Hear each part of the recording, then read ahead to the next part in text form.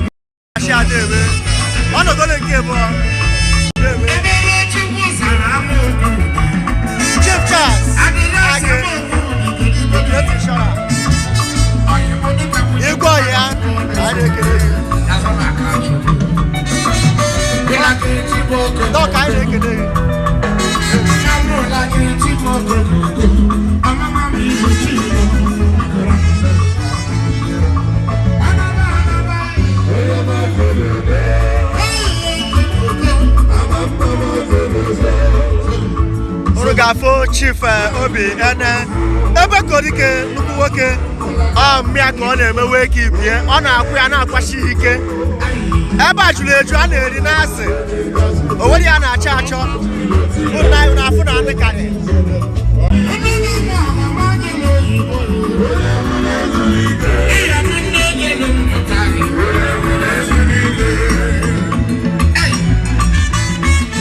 For High Chief I sent this double chief and Professor Frank Enugwu-Agu I never asked I don't ever go.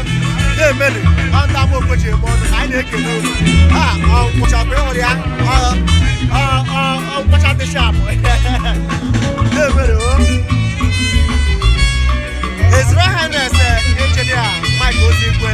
I went the O1 autonomous community. She is a cable and I should do it. I could have said Chief Barrister Bin Enewale Ilelubechi I didn't get it.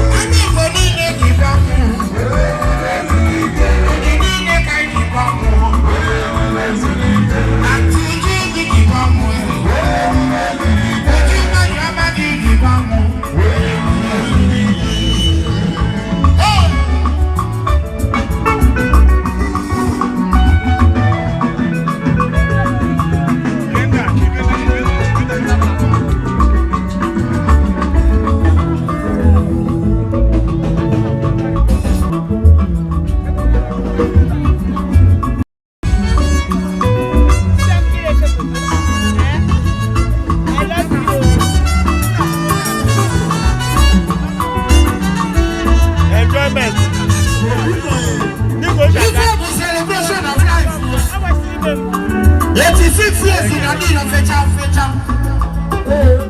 The time is celebration of life. Celebration of life for Canadian Mexico. Every living individually. A celebration of life. Every man and woman. If you can individually. When you're good on it, when you're good on it.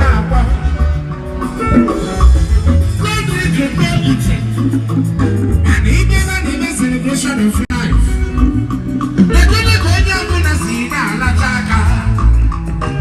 Ines Amokwe today na agwa ya bi sesere na agwa ya bi no. Ulaga no life here. Ofodi na mo no mabia. Adam no fodi na mo kwacha. Lebu fodi na mo champagne.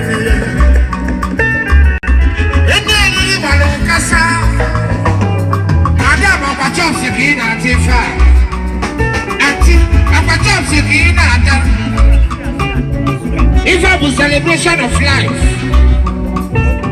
I need to see Amokwe. Ulaga life in Amokwe. If I was celebration of life, I na so like no. When you bunana na chaka, I didn't do na tabaka, listen na do.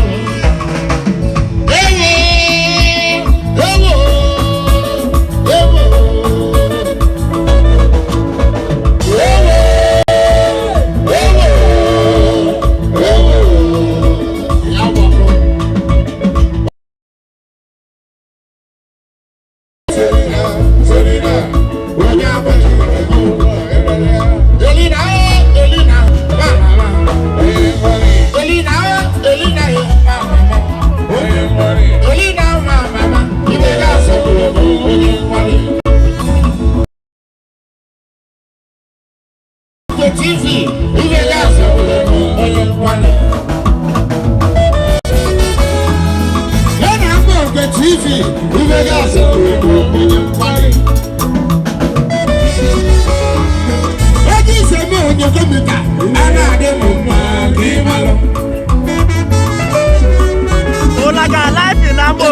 number one. Ulaga Dara, Commander's Band. TV,